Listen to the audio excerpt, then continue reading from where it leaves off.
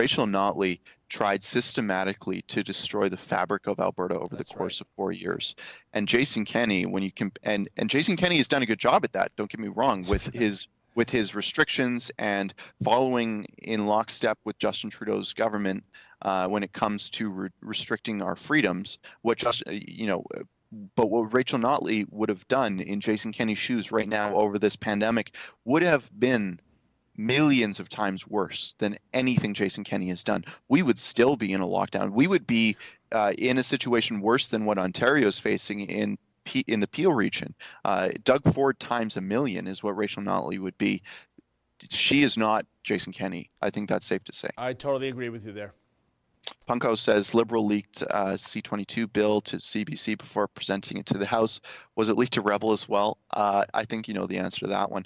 The federal government and all of the bureaucrats behind it do a really good job at leaking things to the CBC, especially when they know that we have it. So whenever we reach out to them to question them on a story, on a scoop that we have, they'll send that story to the CBC so the CBC can publish it quickly and give them soft landing so that they can frame the debate over that issue for the next month. And it's really frustrating to me because, we had this really great scoop on them wanting to move immigration hearings to be online and swearing in ceremonies to be online. And we thought that was crazy. We thought, wow, how can you be sure that they're taking this oath seriously? The oath to become Canadian is a serious one. You're pledging to be, you're pledging for the rest of your life to acknowledge that the Queen is, your rightful sovereign and a whole bunch of other things of what it means to be Canadian. And we're just trusting it for an online Skype conversation. It was crazy. So we reached out to them, and what do you know, just a couple days later the CBC published this crazy scoop that we had. Very frustrating, but the government they do it for a reason, because it works for them. Devin says, Keean, you mentioned the USC spreading to COVID to Canada. Why is it that no mask Florida has the third highest one-way U-Haul rentals with dropping cases and deaths? No, I mean, don't get me wrong. I'm not saying, I agree with you. I think that this is being overblown. I think the risks of having COVID are small. I think that if I had COVID, I would probably come out of it on top. And most people, 99% of people, are in that same boat. I'm not saying that them spreading it to us, there's some hotbed or anything like that. It's just what it is. The virus spreads. It is a virus. Anyone with an understanding of epidemiology knows that viruses spread. That's just something that they do, and you can't stop it just because you vindictively target people who are going on vacation. 90% of the people who are crossing the border are coming as essential travelers, meaning they're driving a truck, or maybe they're reporters with the CBC, not with Rebel, because we're not essential apparently. Whatever it is, the essential travelers make up the bulk of it, and they're not immune to COVID.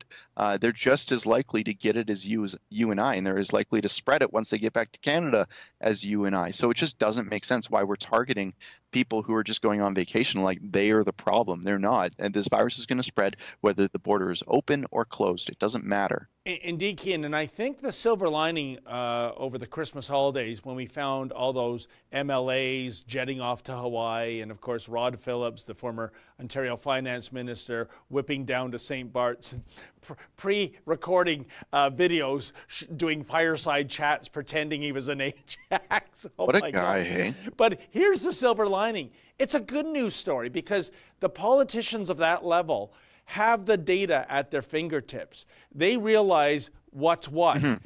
And obviously the likes of Rod Phillips and other elected officials, they wouldn't put their family at risk if they thought that, the Wuhan virus was equivalent to Ebola. They know it's not dangerous. That's why they were buggering off to have fun in the sun. And so why can't the rest of us? That's what I say. Because obviously, I don't think Mr. Phillips, even though he's very sneaky, I don't think he would be so insidious that he would put his family and friends at risk if he knew the virus was, like I said, something horribly contagious and deadly like Ebola. But he knows he's not going to be harmed by that. So there you go. Exactly. You hit the nail right on the head.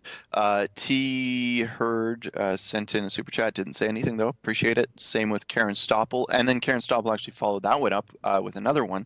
Said, mask-free hairdresser in Southern Alberta. Kudos to her. I'm not sure if that was Ralph Klein's niece or who that was. Yes.